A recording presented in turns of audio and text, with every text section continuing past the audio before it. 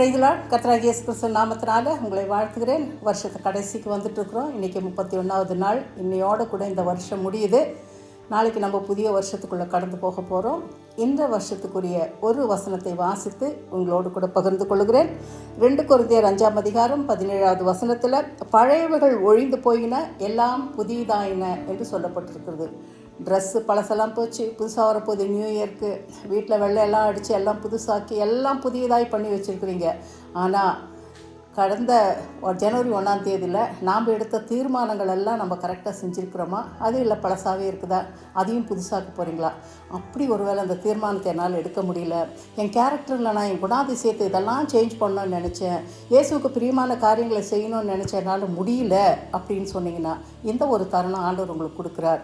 என்ன தருணம்னா, உங்களுக்கு ஜீவனை தானமாய் கொடுத்து இன்னொரு புது வருஷத்தை பார்க்க போகிறீங்க. அதனால் வசனம் இப்படி தான் சொல்லுது. என்ன சொல்லுதுனாக்கா, ஒருவன் கிறிஸ்துவுக்குள்ளே இருந்தால் புது சிருஷ்டியாக இருக்கிறான்.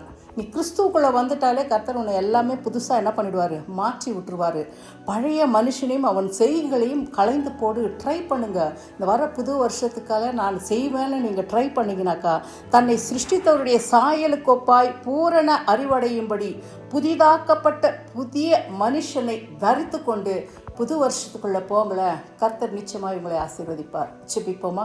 எங்களை அதிகமாக நேசிக்கிறதான எங்கள் ஜீவனுள்ள நல்ல தகப்பனே, பழையவர்கள் எல்லாம் ஒழிந்து போயின, எல்லாம் புதியதாயின என்று சொல்லி இந்த வருஷத்தை நாங்கள் முடிக்கிறப்பா. இந்த வருஷத்தை உங்களுடைய நன்மையினால் முடிசூட்டுப்பா. இந்த வருஷத்தில் எங்களுக்கு அநேக நன்மைகள் செய்திருக்கிறீங்கப்பா. உங்களுக்கு நாங்கள் நன்றி சொல்கிறோம் ராஜா. எங்களோடு கூட இருந்தவர்கள் இன்றைக்கு அவர்கள் உயிரோடு இல்லைப்பா. ஆனால் எங்களுக்கு நீர் கர்த்தாவே எங்கள் ஜீவனை தானமாய் தந்திருக்கிறீரப்பா. புது வருஷத்துக்குள்ளே நாங்கள் போகிறோம் அப்பா. என் தேவனாகிய கர்த்தர் தாமே எங்களை உருமாற்றுவீராகப்பா.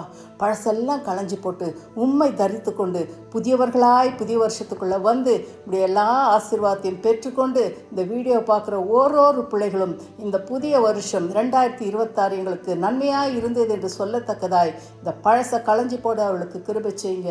இயேசுவின் ரத்தம் ஜெயம், இயேசுவின் என்பினிய நாமத்தில் பிதாவே. ஆமேன், ஆமேன்.